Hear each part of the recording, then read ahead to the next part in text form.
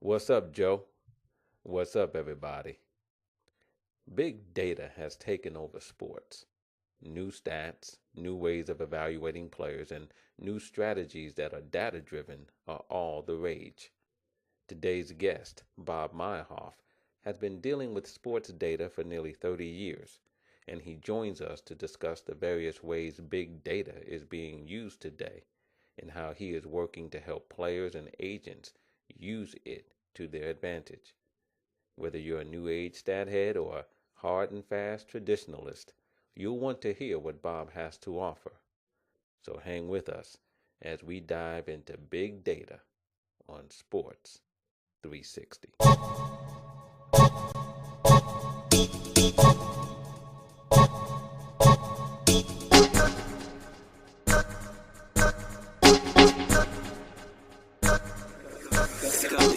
Today on Sports 360, I'm pleased to have with me Bob Meyerhoff.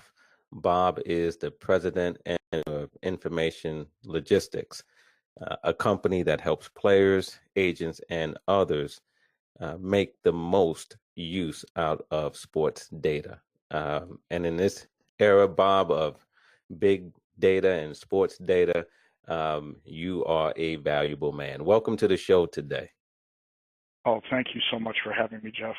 I appreciate the opportunity. Yeah, we've been involved in data and had a not only a front row seat but a on stage involvement in the evolution of sports data. I was very lucky to be an actuary when I started my work life. And I was even luckier to be an actuary working for another actuary named John Dewan. And luckier yet to have the opportunity to work with John Dewan in the building of Stats Incorporated, which then, of course, led to the business that I'm in today, which we started in 2001. And I still get to work with John, even though I don't work with him in the same company. And we are just all about sports data and its amazing explosion in for all kinds of great purposes. And Bob, I know as someone, as you just said, I mean, you got right to it. You've been in the sports, in the data business since 1982, and so I would imagine that this is an exciting time for you, that you enjoy um, all of the data and all of the information that is out there, and helping your clients to understand the information out there too. But you know, when I think about sports today, and I work primarily in baseball, you do a lot of work in baseball, and you hear things like WAR and launch angles and exit velocity, and in basketball we have player efficiency ratings and things of that sort. It becomes very complicated for players, agents, and those who represent players to understand this world. And so I want to talk today with you about how you go about helping players and their representatives navigate in this complex world. Because I know that's a big part of what you do day in and day out, no? Absolutely. We, we build tools that help non-technical people, the agents who know so much about the game and are, powerful analysts, but they lack the programming and technical skills to navigate this new explosion of data. This data is not tame. It's wild with complexity because, among other things, it's so granular. It's not just down to the game or the at bat or even the pitch. It's down to, what's going on while the ball is coming from the pitcher's hand to the catcher's glove. So it's very, very complicated data, and we help agents make it useful to them. And that's so important, because when you talk about the complexity of the data, I think about the Bill James Handbook, which is something that is used throughout the industry in baseball. And when you go to the back of the book and you look at the various statistics that are back there and then the definitions, there are times where the definitions and the formulas for particular stats go on for pages of Yeah, how these stats are calculated. And so yeah. you're not overstating it when you talk about the complexity of the data. And, for those of us who are not so inclined, and, they say lawyers, for example, I'm a lawyer, right? They say lawyers go to law school because they can't do math. And so we need someone who's going to understand these numbers and help us make sense out of it. And so I can imagine business must be something where, you're in high demand these days, given where we are. Well, we love helping, empowering agents, um, and other people involved in the analytics of on the players' side of salary negotiations and other things that agents do. And our goal is to help agents come away feeling empowered. We try to create tools, for example, that bridge the gap between all this complexity and the vast knowledge that they have about players. And in order to do that, we have to do some, fairly complex technical work to build these tools and make them as powerful, flexible, but also as best we can make them easy to use.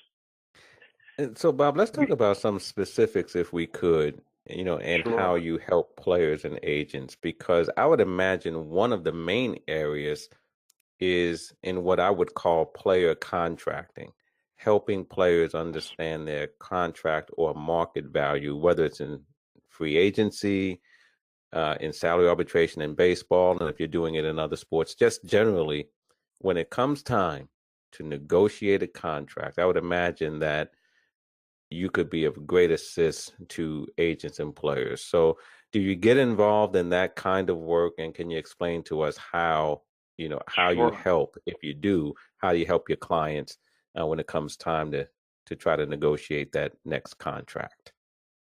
So, as a quick aside, in 1 year in basketball, we helped agents secure close to $300 million in signings. Um, uh, an example from that experience was a player that we were helping the agent in his representation. That player had a great platform year, meaning that the year before he was going into negotiations, he had great numbers, but he had a very thin career. He had really come into his own in his platform year, and there was very little evidence of the consistency that that player would have to demonstrate in order to earn a multi-year lucrative contract that we thought he deserved. In that case, our goal was to find comparables that would show that players who had excellent platform years but thin career history and went on to sign long-term lucrative deals. I'm pleased to say that the agent we were working with in this case, after all was said and done, said to us that his player actually cried after the negotiations settled because of the deal that came down in that case was just beyond his expectations. Now, that doesn't always happen, but that's an example where there were significant challenges because the player had exploded in a single year and was vying for a long-term deal. I appreciate that story because, many times the focus on player contracting is on the superstar player, who just has great numbers year in and year out, the perennial all-star. But Right. many times the more difficult negotiations are for other players, because many players don't fall into that superstar category. They have some uneven performance.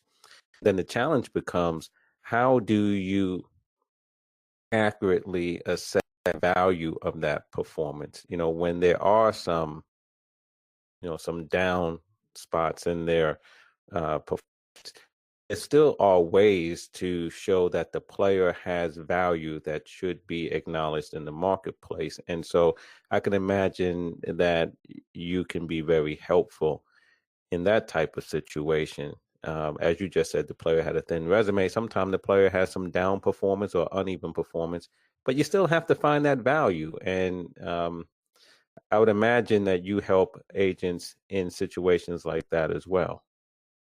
Very much, and there's all the conventional ways that we help, and now with fairly unconventional data, such as leverage, where one of the things that we can pinpoint are those moments in the game throughout the season that a player has faced a moment or moments in the game where the score could dramatically change during that time. And leverage allows us to do an awful lot to help players who make arguments about how the team views them, how they were used in those critical moments, and how they performed in those critical moments.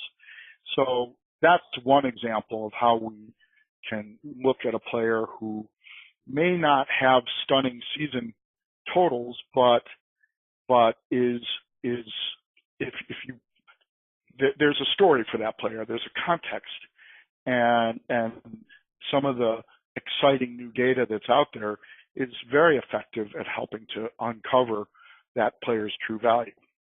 Yeah, and I like what you just said, that there's a story to that player. And many times, whether it's in salary arbitration or free agency or other contracting situations, player advocates are telling a story about that player, Absolutely. and they're doing it using numbers. And so I really appreciate you saying that. Bob, let me ask you a question in terms of free agency, for example. Last year Sure. in baseball, we had a very strange free agent market where a lot of players didn't sign, and many players who did sign signed late in the process. In baseball, we hear often that the data is demonstrating to the clubs that players start declining in performance at a certain age. And I think right now it's like age 32 is sort of the the cutoff that the data seems to show that there might be some declining performance. First of all, is that data that you are familiar with? Is that data that you agree with? Is there any countervailing data out there regarding this particular point about in baseball that players at a certain age begin to take on more of a risk because of declining performance? Well, there is some evidence out there, but part of the vexing part of this is that the teams have their models. They are somewhat opaque, very opaque, in terms of what it is that they're exactly basing their conclusions on. And furthermore, they enjoy access to data, that at least certain data, that agents aren't allowed to have. And so whether the general proposition that a player ages and performance declines is hard to argue with, and the data shows it. But the question really becomes, for example, we worked on a free agent last year who was looking to do a 5-year deal and was in that 30-year range, and the question was, well, what would those older 35, 36 year age of look like? To some extent, there are players who the teams will just eat those out years because they know that's the cost of of bringing that player in for the prime years that they're trying to secure. Perhaps the market has shifted in that way. It'll be interesting to see what happens with Harper this year, but one of the things that we tried to do was show that this player was still going to perform at a level that would be impactful for the team, even in those older years. We were able to model that player's performance by taking similar players who came before and looking at their years at age 35, 36. In some ways, this is kind of an actuarial proposition that was familiar to me, but it's a complicated argument, and ultimately, as you were saying in a conversation that we had at one point, you can make these arguments, and at the end of the day, what matters is how many teams are going to pursue that player and make a market for that player. But we have worked in this area with aging, and it's something that we think we have something to say when it comes to certain players who are going to age, we think are going to age better than the pack. Okay. And so when you say that, Bob, are you saying that you're able to develop models that are particular to an individual player that may be negotiating a contract as opposed to players generally? So this player is 32, but he's different from other 32-year-olds based on models that you develop. Are you saying that, or that you're able to do that in some fashion? That's what we were doing. Yes, that's what we were doing with the player that I'm referring to right now, and we've done a little of that in basketball as well. There may be generalized studies that show how a player will age, but when you look at the specific type of player that you're representing, he may possess characteristics that represent a subset of that aging. And that subset could age more favorably. Furthermore, if the player is strong enough, even as they diminish their skills, they still may be extremely valuable to the club if they start at a high enough point. The approach that we try to take is to find as many players as we can who reflect characteristics of that player and look at how they've performed as they've aged, and conceivably, depending on the player, and in this case it was the case, those players age better than the conventional wisdom. Mm-hmm. That's interesting. That's really interesting, and it's good, right? That a player can have something, a specific player can have something to go against the sort of generalized data that may be out there. Bob, what about the area of wearable tech? We hear a lot about that. Teams are interested in it, players are interested in it, to help in training, to help improve performance, injury prevention, recovery, a lot of good things, but it also comes with some potential red flags as well. Do you get involved at all with wearable tech? We don't get involved now with wearable tech, but we think it's the kind of thing that we could be very helpful in, because, again, we have very complex data that experts, but not technical people, need to be able to analyze in depth. And so this is exactly the kind of area where we've worked in the past and have had success. One of the things that's going on in the game is that literally rocket science is being used to measure everything that moves on the field.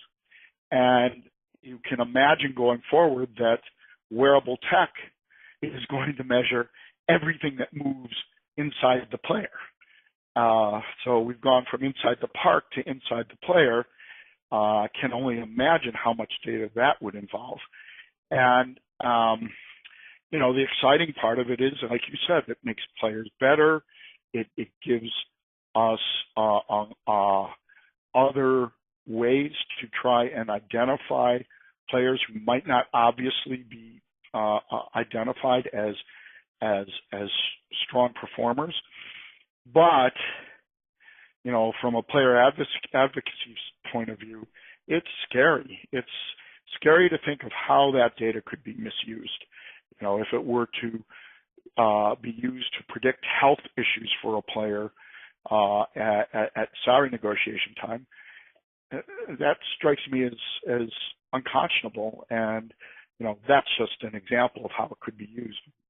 Yeah. I mean, I have, a list of concerns, and others who are player advocates about, how that data would be used, how it would be protected, the confidentiality, security of the data, ownership of it, all types of questions associated with the data that wearable tech can produce. And you guys are doing something very important by worrying about that. I couldn't agree more.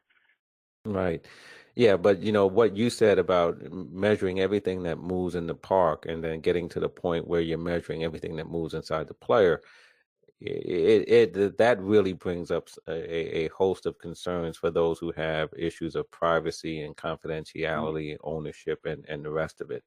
Right. What about on the field, Bob? And I want to stick with baseball, which is what both of us know fairly well. We saw this year on the field this phenomenon called the openers, right? Where more and more teams were using relief pitchers to start the game instead of the traditional starting pitcher, and then that starting pitcher coming in later. We also see the prevalence of shifts, and there's been some question as to whether shifts should be outlawed because this year in baseball, we had more strikeouts than hits. And so there are a lot of outs being made, a lot of strikeouts and those types of things. So not a lot of action on the field. Big data involved in those changes that we've seen in your opinion? Oh, yes. For the opener, there's, very clear data that shows that the first inning is the most productive inning offensively in the game. If you're bound to the conventions of baseball, then you might not think of this, but now that clubs have, data science operations in the front office, there's other voices in the conversation who are thinking perhaps outside of the more traditional way of managing a game. And so the idea, there's data to support getting a hard-throwing reliever who's not going to last many innings to get out the top of the order and then turn it over to using the term loosely, the starter, gives that starter an advantage, gets them, fewer times against the top of the order, fewer times through the order for the players in general, ability to get just longer into the game potentially. Those are all supported by data, but obviously there are downsides to these things, both in terms of, as you pointed out, the excitement of the offense in the game. We've talked about, the concerns you and others have raised that I think is very important. The questions about compensation for players if they're not going to be used in the way that have conventionally led to players being able to negotiate their fair value in salary.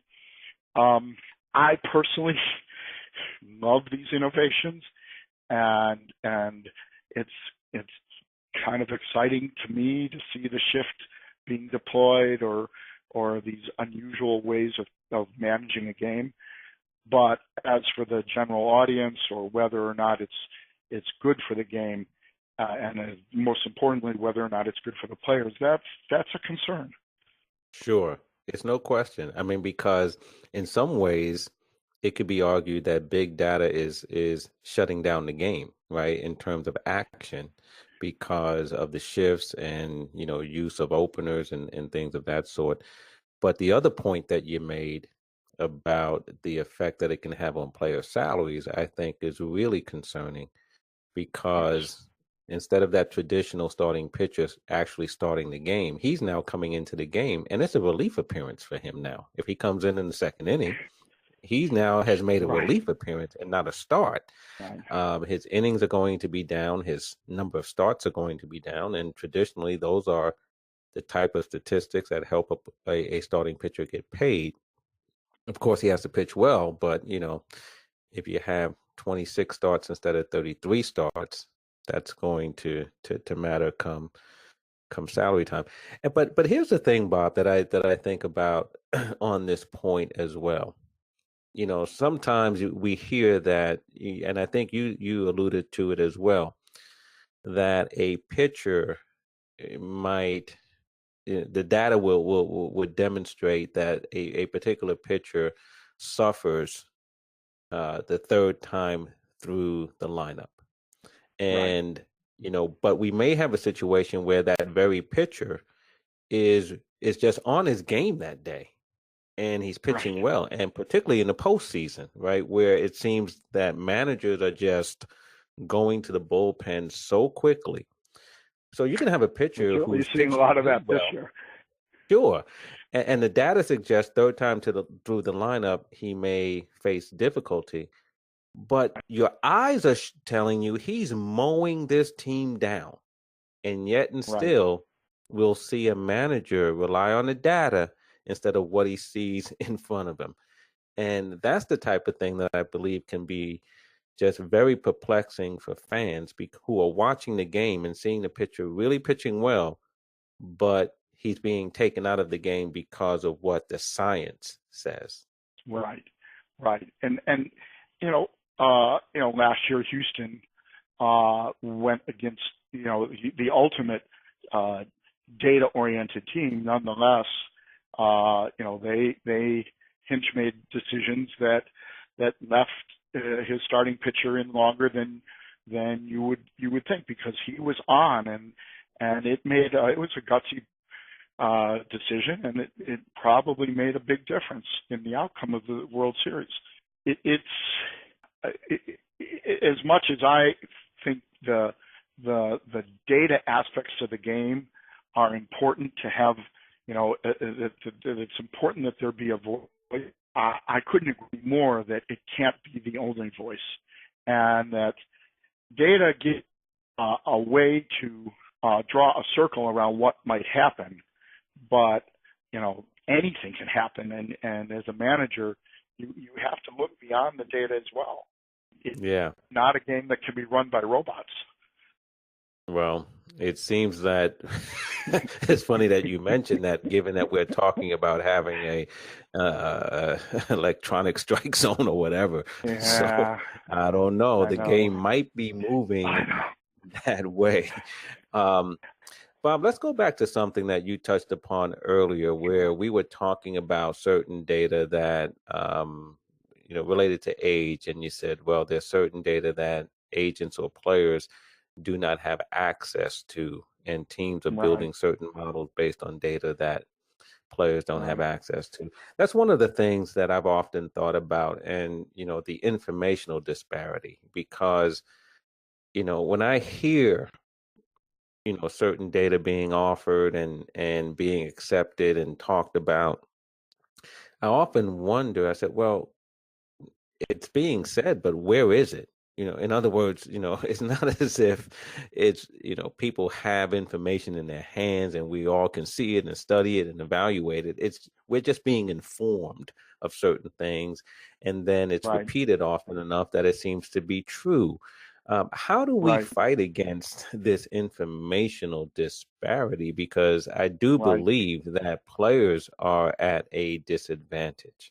So one of the arguments I've heard, and I don't claim to be close to the details here, but is that there are certain data that the teams or MLB won't make available to the agents in general because they are the work product of the teams and the league's own innovation.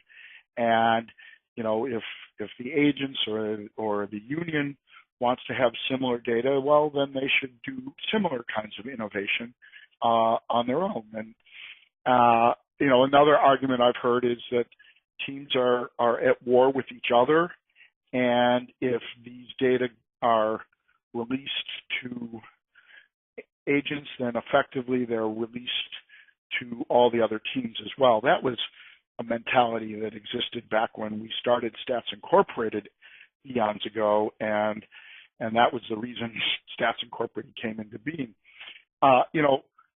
One answer is to come together as on the player side and create the critical mass of resources to create the kinds of models and measures that allow us to combat that. I don't know how realistic that is. It's very troubling. It's a problem that, in my mind, needs to be solved by releasing that data to the agents as well. The only thing that gives me a little hope is that when you go to sites like Baseball Savant, it seems that MLB is increasingly pulling back the curtain on some of these data. Not all of it, but the amount of publicly available StatCast data, which is part of what we're talking about, is increasing. So, Yeah. but I can't tell you how many times, last year and in previous years since StatCast has become available, that agents have come to us and said, the teams tell us this based on data that I can't see. And also, frankly, not just based on those data, but also on models that are too dense, even if they made them available to us to evaluate, and assumptions that we can't challenge because we don't even know exactly how they're thinking about these things. They're just giving us conclusions. Right. Right. But when, we were getting comments from agents about, I'm hearing about route efficiencies and so on, and how do I challenge that? Well, one of the things that we have done, and it occurs to me to mention, is we do have relationships with the various data providers, some rather close relationships in some cases.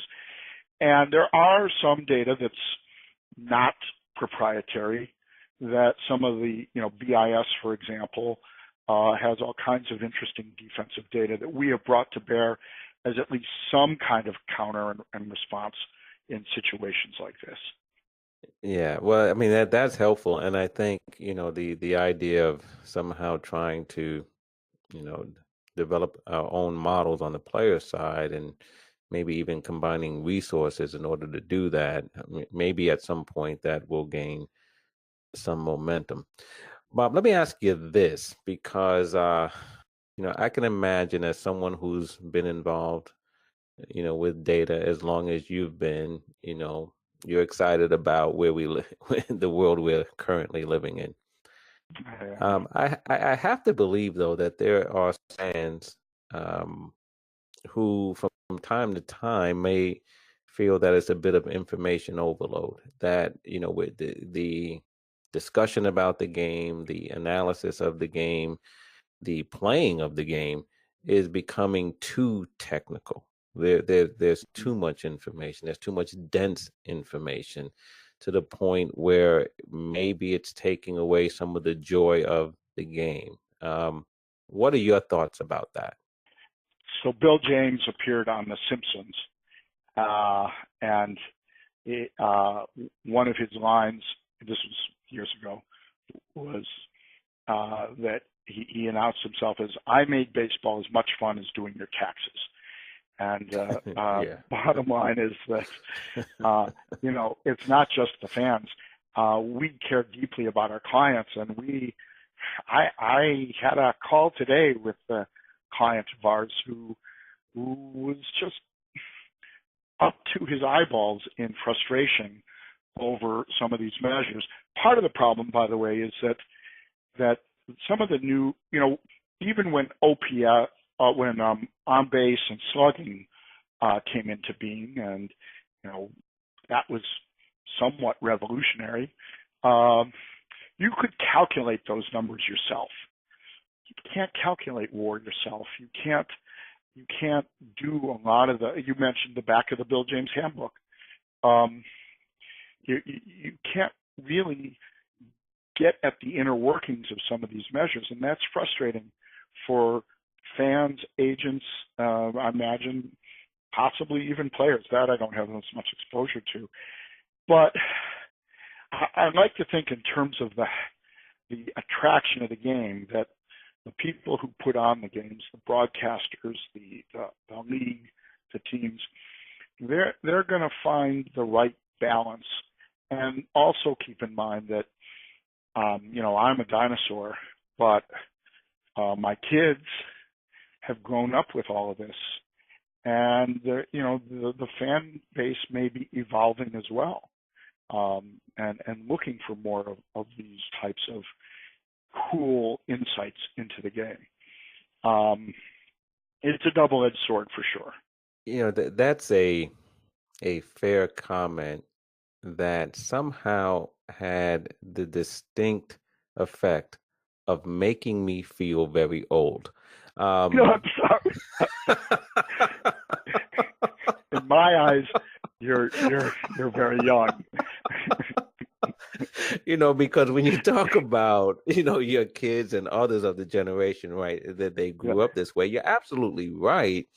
And then I just realized, I said, well, maybe I'm just old, right? Because I'm struggling with this and, and what have you. But no, but it's hopefully you're right in terms of what the industry may do in terms of striking the right balance. But I will say this, it's no secret that in baseball, the front offices are growing younger and younger, right? With very educated front along office with my people. doctor and my Sure. Yeah, that's right. That's right. And you talked about teams that have data science or analytics departments now. And so you have a lot of young, talented, very educated, very smart people who are driven by the analytics. And so, if baseball is going to find that balance or other sports are going to find that balance, it remains to be seen. But right now, it seems to be that big data is, the dominant power out there right now when it comes to evaluating the game, talking about the game, discussing the game. Right. That Rockies Cubs wild card game was one of the most exciting games I've seen in a long time. There was no offense in that game. I don't know that you can generate interest through a steady diet of those kinds of games, but again, it's conceivable that the fan base is changing, that MLB will dial it down over time, and so on. But it is a question. Sure. Well, Bob, I think I'm going to have you come back on the show again, because there are some other things that I want to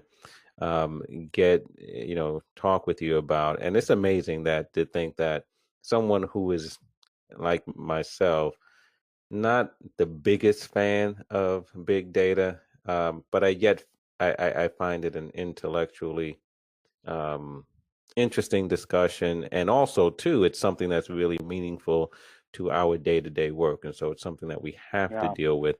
And there's so many other things that we could touch upon. But, I just want to thank you today for at least starting the conversation. And, I would like to have you at some point in the future come back and we can talk about other aspects of big data. But, thank you for coming on today and helping us understand data a little bit more. I would truly love that. And thank you so much. This has been a tremendous amount of fun for me. Yeah, me too. Even though, I think after that comment you made, I think I need to go take a nap.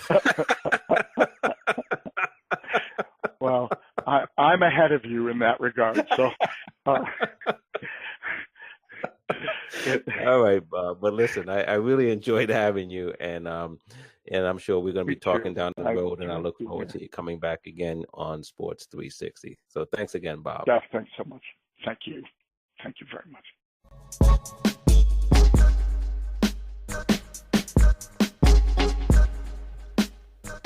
In today's sports, people who are adept at mining and effectively employing complex data are taking on increasingly important roles. Everything from player contracts, roster construction, game strategy, training and recovery, fan engagement, and other areas are all driven to varying degrees by big data. In such a world, it's vital to have people like Bob Meyerhoff on your side. I've worked with Bob in the past, and I look forward to working with him again in the future. Right now, though, I'm looking forward to going home, man. Scully has it in cruise control, and I'm about to order up a free pizza. If you want one, all you have to do is dial 634-5789. You know nothing about that, but I do hope you enjoy your free pizza, and I'll see you next time on Sports 360.